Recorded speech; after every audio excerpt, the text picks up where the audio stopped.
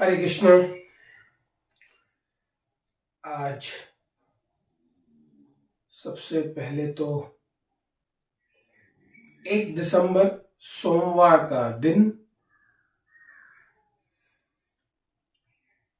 मोक्षदा एकादशी कथा हम श्रवण करेंगे। और आज के दिन भगवान ने अर्जुन को गीता सुनाई थी। अर्जुन के माध्यम से हम सबको गीता कही थी, तो उस विषय में भी हम थोड़ी बहुत चर्चा करेंगे और पवित्र भगवान नाम का कीर्तन भी करेंगे। तो चलिए हम पहले कीर्तन से प्रारंभ करते हैं।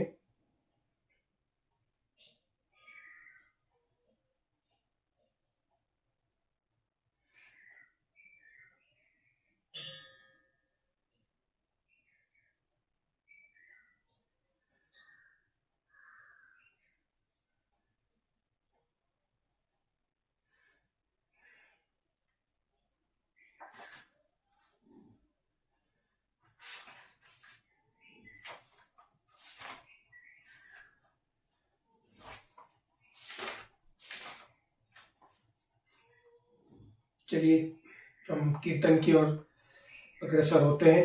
सब मेरे साथ पीछे गाएंगे। वंदे गुरु श्री चरणारविंदम, वंदे गुरु श्री चरणारविंदम, वंदे गुरु श्री चरणारविंदम, वंदे गुरु श्री चरणारविंदम।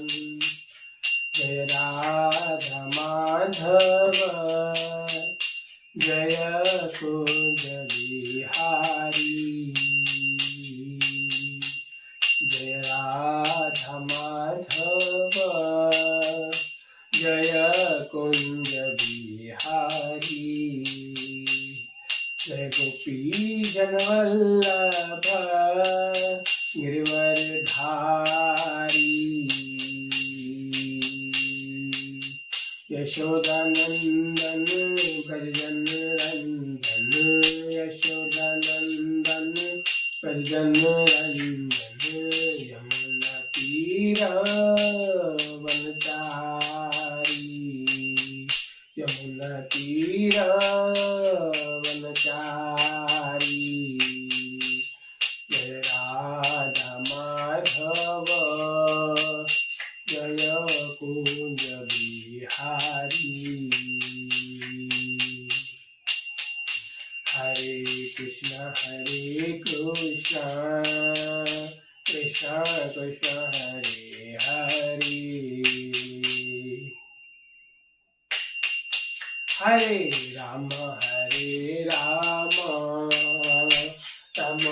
राम हरे हरे, हरे कृष्ण कृष्ण कृष्ण हरे हरे, हरे राम राम राम हरे हरे, हरे कृष्ण कृष्ण हरे हरे, हरे राम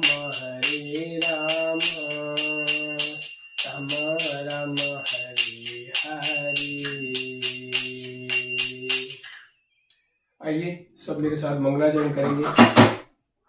ओम नमो भगवते वासुदेवाय, ओम नमो भगवते वासुदेवाय, ओम नमो भगवते वासुदेवाय। कृष्णाय वासुदेवाय देवकी नंदनाय च नंदगोपकुमाराय गोविंदाय नमो नमः। हे कृष्ण करुणा सिंधु दीनबंधु जगतपति, गोपेश गोपिका कांता राधा कांत नमोस्तुते। तप्ता कंचन गौरांगी राधे वृंदावनेश्वरी, वृषभानु सुतदेवी प्रणमामि हरिप्रिया। श्री कृष्ण चैतन्य प्रभु नित्यानंद, श्री अद्वैत गदाधर शिवासादि गौर भक्तवृंद। हरे कृष्ण कृष्ण कृष्ण हरे हरे, हरे राम राम राम हरे हरे। नमो विष्णुपदाय कृष्णपृष्ठाय भूतले श्रीमते मधुसूदनाय बापूजी इति नामिने। नमस्ते मधुसूदनाय भक्तिपाद प्रियाय ते दुर्लभ कृष्ण भक्ति ही अति सरल कारणे। तो आज 1 दिसंबर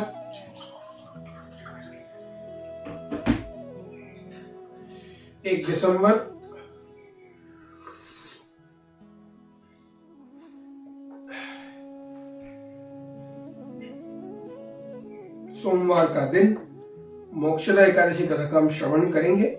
उससे पहले थोड़ी बहुत हम भगवद गीता पे चर्चा करेंगे, क्योंकि आज गीता जयंती है। आप सबको गीता जयंती की बहुत बहुत बधाई हो। और भगवद गीता में जो 700 श्लोक है, उसमें से 574 श्लोक भगवान श्री कृष्ण ने कहे थे और 84 मतलब 84 श्लोक अर्जुन ने कहे थे और 41 यानी 41 श्लोक संजय ने कहे थे और 1 श्लोक धृतराष्ट्र ने कहा था। तो इस तरह से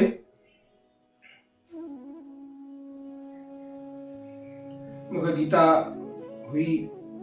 कही गई उस समय पे, क्योंकि भगवान जानते थे। और भगवद गीता को गीतो उपनिषद भी कहा जाता है। अब गीतो उपनिषद, भगवद गीता को सबसे पहले भगवद गीता को कहा जाता है कि जब भी कोई अच्छा व्यक्ति कोई बोलता है तो कहते हैं ना, इसके मुंह से फूल झड़ रहे, ऐसा लग रहा है ये गीत गा रहा है। तो भगवान ने जब उसको गाया तो भगवद गीता बन गई। भगवान ने गीत के रूप में हमें सुनाया तो भगवद गीता हो गई। और गीतोपनिषद का मतलब है उपनिषद का। पहले मैं शब्द का अर्थ कर दूं, उपनिषद यानी कि भगवान के निकट। उपवास, जैसे हम एकादशी रखते हैं उपवास, तो भगवान के नजदीक आना, भगवान के मतलब भगवान के नजदीक या उनके भक्तों के पास वास करना, उनके साथ रहना, उनका संग करना, उसका मतलब है उपवास। तो वैसे उपनिषद यानी कि भगवान के निकट। तो भगवद गीता को गीतोपनिषद भी कहा गया है और ये चारों वेदों का सार है। 10वें अध्याय में हम जाते हैं जब, तो सब भगवान अपनी पूरी शक्तियों का वर्णन करते हैं कि हर जगह जहां भी हम देख रहे हैं, मतलब ये जो भी हम सुंदरता देखते हैं या भारत में देखते हैं हम, जैसे कि अभी भारत में है स्टैच्यू ऑफ यूनिटी, अरे वाह कितना अच्छा बनाया है, लेकिन वो भगवान का अंश मात्र है। हम सुंदर सुंदर बगीचे देखते हैं, कहते हैं अरे वाह, लेकिन वो भगवान का अंश मात्र है, मतलब एक छोटा सा हिस्सा है वो। मतलब वो देखो, उन्होंने इतनी सुंदर दुनिया बनाई, लंदन, जर्मनी, जापान, आप देखने जाओ बड़ी बड़ी बिल्डिंग, जैसे दुबई में हम बुर्ज खलीफा देखते हैं या पेरिस जाते हैं आईफिल टावर देखते हैं, एकदम सुंदर सुंदर सब नजारे देखते हैं हम। या हमारे हिंदुस्तान में जयपुर में हवा महल है, वो सब देखते हैं, सुंदर सुंदर जो हम नजारे देखते हैं। और बड़े बड़े हम देखते हैं कि क्या कहते हैं, हिल स्टेशन जैसे होता है हमारे गुजरात का सापुतारा है, ये सब बड़े बड़े हिल स्टेशन भी देखते हैं। तो ये जो प्रकृति है, वहां से झरना बहता है, इतना सुंदर नजारा देखते हैं हम, वहां पे फोटो खिंचाते हैं, खुश रहते हैं, पार्टियां करते हैं, प्रसाद खाते हैं, मतलब एंजॉय करते हैं। जैसे वहां जाके कीर्तन करना चाहिए, अच्छी बात है, तो हम वहां पे एंजॉय करते हैं। लेकिन हमारे शरीर की सुंदरता भी भगवान का एक अंश मात्र ही है। मतलब ये ही इतना सुंदर है तो समझो भगवान कितना सुंदर होगा। एक बार श्रील प्रभुपाद जी अपने शिष्यों के साथ एयरपोर्ट पर थे, तो प्रभुपाद जी तो समस्त वैष्णवगण के आचार्य हैं, तो प्रभुपाद जी तो साक्षात भगवान श्री कृष्ण के सखा भी हैं। तो प्रभुपाद जी के शिष्य ने वहां पे कुछ ड्यूटी पे, जो एयर होस्टेस होती है, जो हवाई जहाज में खाना परोसती है, ये सब करती है, इन शॉर्ट मतलब हमारी सेवा करती है। हम फ्लाइट में बैठते हैं तो हमारी सेवा करती है, तो वो काफी ठीक ठाक होती है, सुंदर होती है। तो वो प्रभुपाद जी का शिष्य, जो प्रभुपाद जी के शिष्य थे, उन्होंने देखा, अरे वाह वाह वाह, कितनी सुंदर है, कितनी सुंदर है, एयर होस्टेस कितनी सुंदर है। तो प्रभुपाद जी ने उसको, उस स्त्री को देखते हुए देख लिया। तो प्रभुपाद जी ने कहा कि वो देखो, उन्होंने खाली एक स्त्री के शरीर बनाया है, एक स्त्री को, वो आत्मा को स्त्री का शरीर दिया है, वो इतनी सुंदर है, तो समझो वो कितना सुंदर होगा। परम पिता परमात्मा, जगत का पिता हमारा ठाकुर कृष्ण कितना सुंदर होगा। कल्पना करके देखो, उन्होंने इतनी सी रचना सुंदर बनाई है, तो वो देखो वो कितने सुंदर होंगे। तो हम किसी भी सुंदर वस्तु को देखते हैं तो हमको ये एहसास होना चाहिए कि वाह वाह प्रभु, क्या आपने चीजें बनाई है, आप भी इतने स्वयं, इसलिए कहा गया है श्याम सुंदर। तो वो श्याम सुंदर उनको इसीलिए कहा गया। अभी उन्होंने तो एक छोटी सी क्या कहते हैं, स्त्री या पुरुष को हैंडसम या स्त्री को सुंदर बना दिया, तो वो कितना सुंदर होगा। तो इसलिए ये गीता ऐसे कही गई थी। तो अर्जुन के माध्यम से हम सबको गीता मिली, पांडवों के माध्यम से, तो हमें इनके संग में रहना चाहिए ताकि हमारा भी कल्याण हो सके। तो चलिए हम कथा की ओर चलते हैं। भगवान युधिष्ठिर बोले कि हे भगवान, आप सबको सुख देने वाले और जगत के पति हैं, इसलिए मैं आपको नमस्कार करता हूं।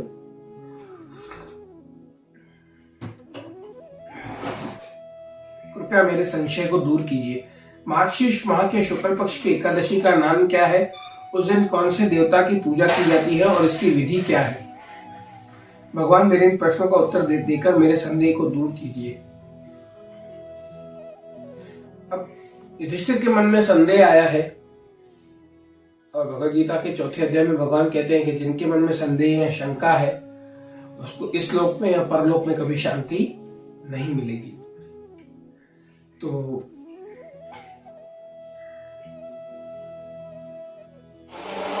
आप अन्यथा उत्तम प्रश्न किया है, आप ध्यानपूर्वक सुनिए। मार्गशीर्ष माह के शुक्ल पक्ष की एकादशी मोक्षदा के नाम से प्रसिद्ध है। इस दिन श्री दामोदर भगवान की पूजा धूप दीप नैवेद्य आदि से भक्ति पूर्वक करनी चाहिए। अब मैं एक पुराणों की कथा कहता हूँ।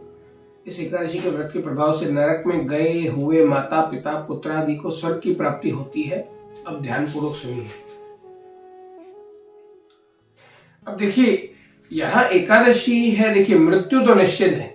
बापूजी सरकार हमारी सत्संग में, हमेशा सत्संग में कहते हैं, जिंदगी की उम्र होती है लेकिन मृत्यु की कोई उम्र नहीं होती है, वो जब आएगी आके लेके चली जाएगी।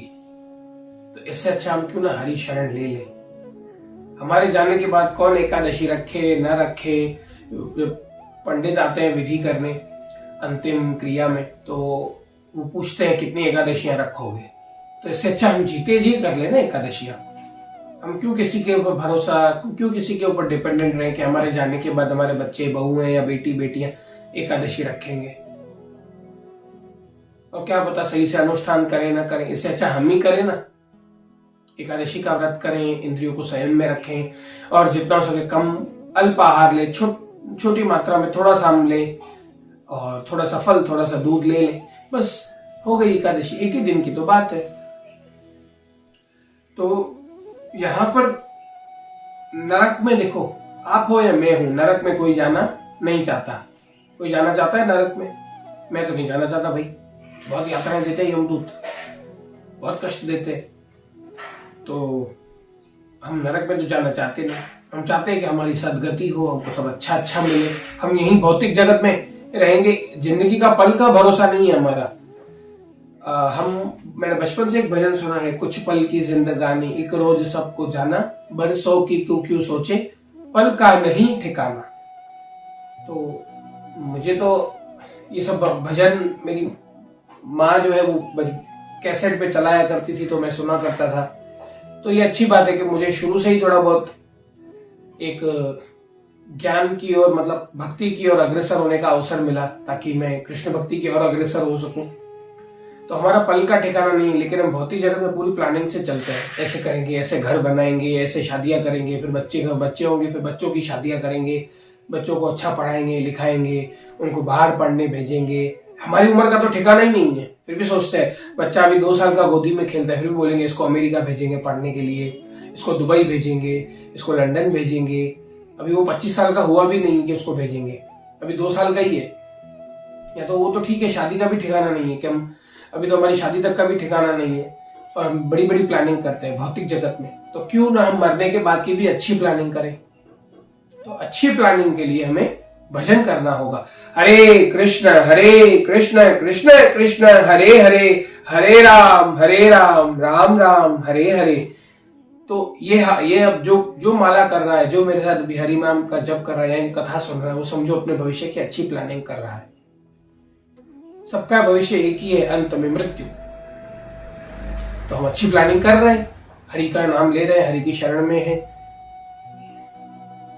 तो प्राचीन गोकुल नगर में वैशामख नाम का एक राजा राज्य करता था। इसके राज्य में चारों वेदों के ज्ञाता ब्राह्मण रहते थे। रात्रि को एक दिन स्वप्न में राजा ने अपने पिता को नरक से पड़े देखा। उसका स्वप्न देखकर बड़ा आश्चर्य हुआ। प्रातः काल होते ही ब्राह्मणों ने अपने सामने सभी स्वप्न कथा कहने लगे। ब्राह्मणों, रात्रि को स्वप्न मैंने अपने पिता को नरक में पड़ा देखा। उन्होंने मुझसे कहा कि पुत्र, अब मैं नरक भोग रहा हूं, मेरी यहाँ से मुक्ति करो। तो जो लोग आज एकादशी रख रहे हैं,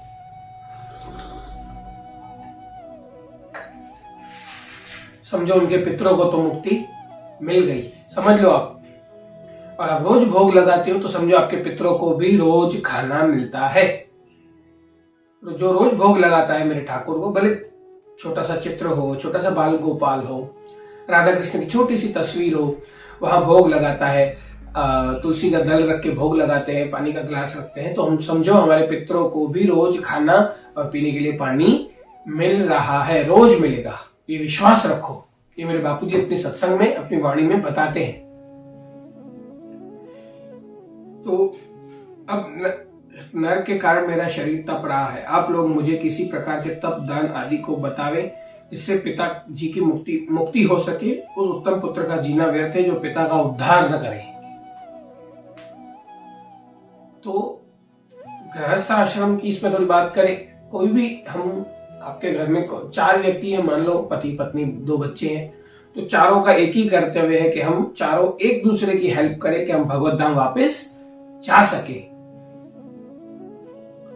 बाकी आए हैं संसार में तो निभाना तो पड़ेगा, जीना तो पड़ेगा। तो यहाँ पे राजा के ऐसे वचनों को सुनकर ब्राह्मण बोले, हे राजन, यहाँ से करीब ही वर्तमान भूत भविष्य का ज्ञाता पर्वत के नामक एक ऋषि का आश्रम है। ज्ञाता पर्वत नाम के एक ऋषि का आश्रम है। आप यह सब बातें उससे जाकर पूछ लीजिए, वे आपको इसकी विधि बता देंगे। राजा ऐसा सुनकर मुनि के आश्रम पर गए। उस समय चारों वेदों के ज्ञाता पर्वत मुनि दूसरे ब्राह्मण के समान बैठे थे। राजा ने जाकर उसको साक्षात प्रणाम किया, साष्टांग प्रणाम किया। पर्वत मुनि ने उसे सांगोपांग कुशल क्षेम पूछी। तब राजा बोले, हे देवर्षि, आपकी कृपा से मेरे राज्य में सब कुशल है, परंतु मेरे मन में अशांति रहती है, उसका कुछ उपाय कीजिए। ऐसा सुनकर पर्वत मुनि ने एक मुहूर्त के लिए नेत्र बंद कर दिए और भूत भविष्य को विचारने लगे। फिर बोले, हे राजन, मैंने योग बल के द्वारा तुम्हारे पिता के समस्त कुकर्मों का ज्ञान प्राप्त कर लिया है और उन्हें पूर्व जन्म में कामातुर होकर सौत के कहने पर एक स्त्री को ऋतुदान मांगने पर भी नहीं दिया था। उसी पाप कर्म के फल से तुम्हारे पिता को नरक में जाना पड़ा है।